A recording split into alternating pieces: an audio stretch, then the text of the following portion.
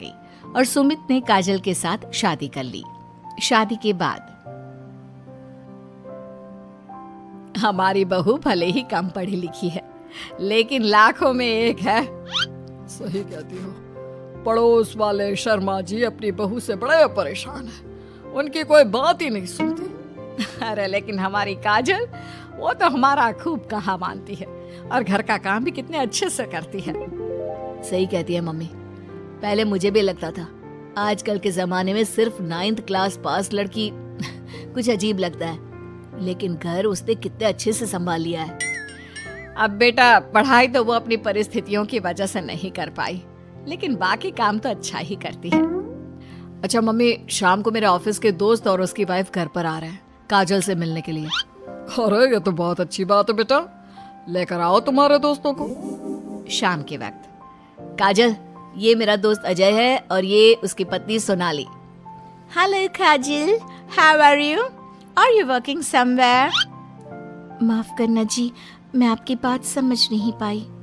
I am sorry, मैं बस ये पूछना चाह रही थी कि क्या तुम कहीं पर जॉब करती हो या हाउसवाइफ हो? जॉब? आपका मतलब नौकरी ना, लेकिन वो मैं कैसे कर सकती हूँ? ये तुम्हारी वाइफ क्या कह रही है? क्या तुम अपनी वाइफ को जॉब नहीं करवाना चाहते? अरे नहीं दोस्त, वो बात नहीं है। एक्चुअली काजल सिर्फ 9th पास है ना, इसलिए। Oh my god, are you serious? Sumit, आजकल के जमाने में और सिर्फ 9th पास? आजकल तो गांव की लड़कियां भी कॉलेज की पढ़ाई पूरी करती है। काजल, क्यों पढ़ाई नहीं की तुमने? बस मेरे सामने कुछ ऐसी प्रॉब्लम थी जिसकी वजह से मैं पढ़ाई नहीं कर पाई जी। सुमित को अपने दोस्तों के सामने बहुत अजीब लगता है कि सब लोग इतने पढ़े लिखे हैं और उसकी बीवी सिर्फ 9th पास है, लेकिन वो काजल को बहुत पसंद करता था, इसलिए वो काजल से कुछ नहीं कहता। लगता है इनको इनके दोस्त के सामने बहुत अपमान जैसा महसूस हो रहा है। मुझे आगे की पढ़ाई करनी चाहिए, कम से कम 10वीं पास करना तो बहुत ज़रूरी लगता है। अगले दिन, मम्मी जी, मुझे आपसे कुछ ज़रूरी बात करनी थी जी। हाँ हाँ बोलो बेटा, क्या बात है? मम्मी जी, दरअसल मैं ना 10वीं क्लास की पढ़ाई करना चाहती हूँ, 10वीं पास करना चाहती हूँ। लेकिन बेटा, अब घर के इतने सारे काम, जिम्मेदारियों के बीच तुम 10वीं की पढ़ाई कैसे करोगी? पापा जी, मेरा बहुत मन है, प्लीज मना मत करिए ना जी। अरे ठीक है बेटा, जैसे तुम्हारी इच्छा, तुम 10वीं का फॉर्म भर दो। काजल खुश होते हुए वहां से चली जाती है। कुछ दिनों के बाद, मम्मी, क्या आपने सच में खुश होकर काजल को आगे की पढ़ाई करने की परमिशन दे दी? मेरा मतलब है, वो पढ़ाई करेगी तो घर का सारा काम, जिम्मेदारी कौन संभालेगा? अरे देखो बेटा, काजल हमारा इतना ख्याल रखती है, अब उसने हमसे परमिशन मांगी थी तो हम कैसे मना कर देते।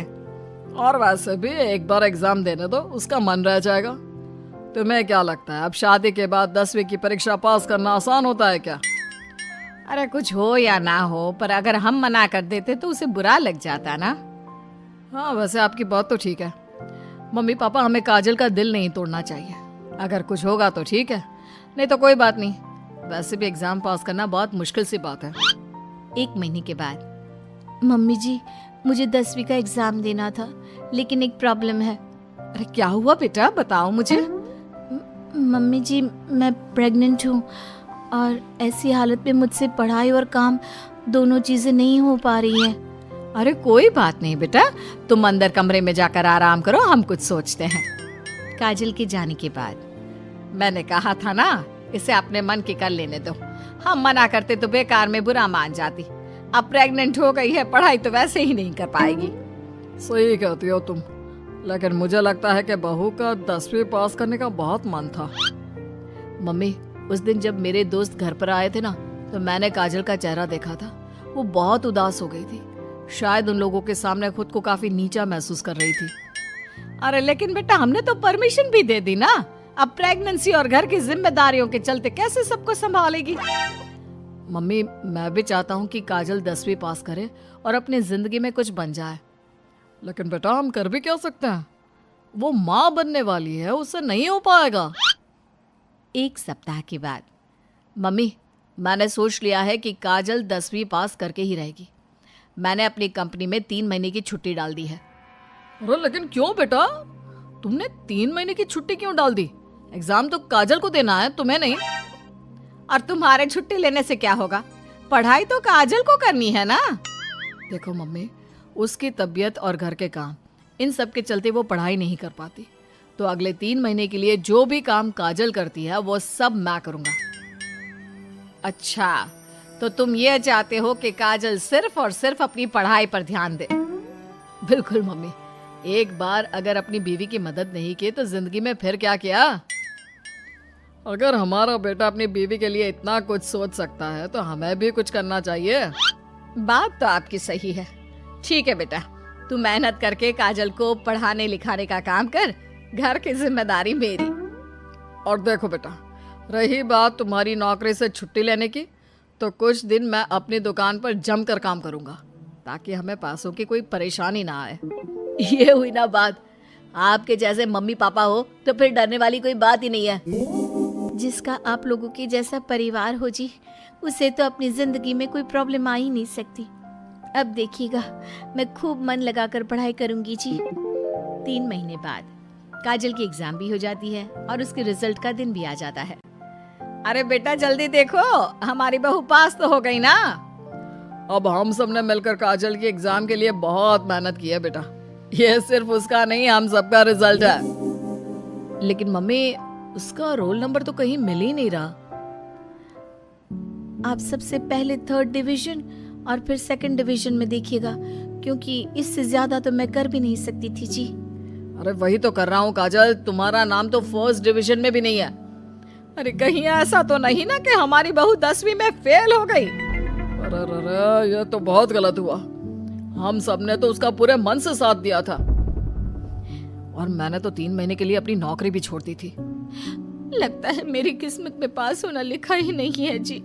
मुझे माफ कर दीजिए, मेरी वजह से आप सबको बहुत तकलीफ झेलनी पड़ी जी।